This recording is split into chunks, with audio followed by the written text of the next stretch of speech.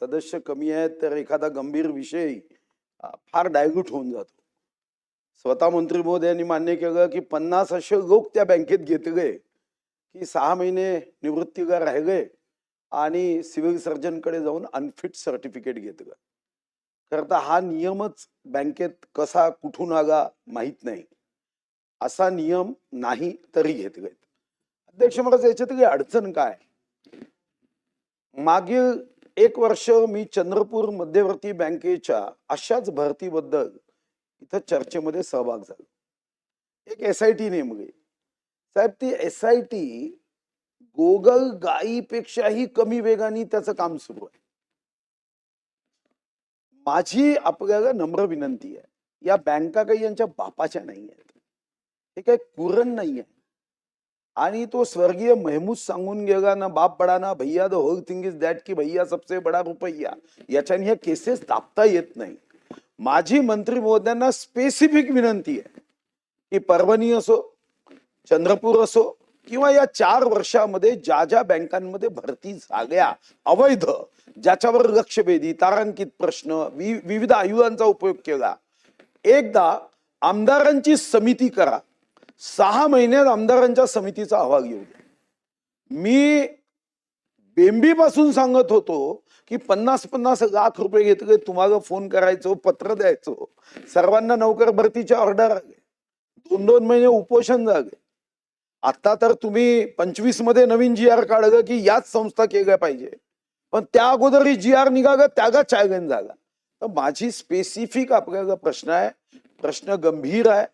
जे गुणवान आहे ते मागे पडतात, जे धनवान आहे ते नोकरीत लागतात. मग त्यांची सेवा कशी असेल तुम्हाला माहिती आहे. म्हणून माझी आपल्याला विनंती आहे की तुम्ही आमदारांची समिती करा, सारी प्रकरणं द्या, चंद्रपूर द्या, परभणी द्या.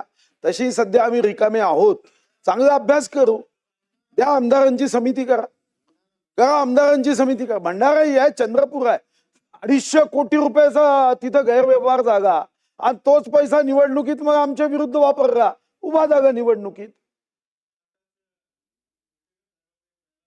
पेन्शन कर्मचाऱ्याच्या नियुक्तीबाबत हा विषय सुरक्षा समितीकडे चौकशीसाठी दिला जाईल. दुसरं, आता सुधीर भाऊनी सांगितलं खरं करायचं आहे भाऊ, त्या प्रमाणामध्ये आपण एक त्या प्रकारची समिती नेमून ज्या ज्या काही तुम्ही सूचना करताल भाऊ, उलट आम्हाला फायदा आहे ना. आम्ही आता येऊन आम्हाला आपलं सरकार येऊन 1 वर्ष झाले, आपली मागणी आहे की मागली आहे, म्हणून त्या संदर्भात आमदाराची एक समिती आपण स्थापन करू आणि निश्चित त्याच्यामध्ये जे काही चुकी असतील ते निश्चित. भाऊ, परभणीच्या संदर्भात बोलताना एक विळंब वाटू नये. अगोदरच एक म्हण आहे, विटेकर मला बोल द्या, जगात जर्मनी आणि भारतात परभणी.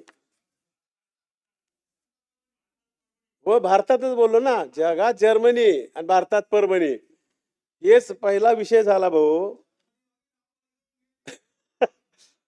तर दुसरी एक संस्था माझ्या आयुष्यात मी कधी ऐकली नाही, मी 40 वर्षापासून सहकार क्षेत्रात काम करते. त्या परभणीमध्ये धान्य कोष नावाची एक संस्था काढली. ते काहीच काम नाही, तिचं एका व्यक्तीला समाजाला कर्ज वाटणार नाही, फक्त ते मतदान करतात.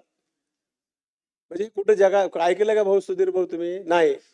त्याची देखील त्यांनी सांगितली होती, चौकशी केली, त्याच्यावर कारवाई केली आहे. सांगायचं तात्पर्य की अशा प्रकारचं काम ह्या बँकेमध्ये झालंय आणि ते देखील आम्ही रद्द केल्या सोसायट्या.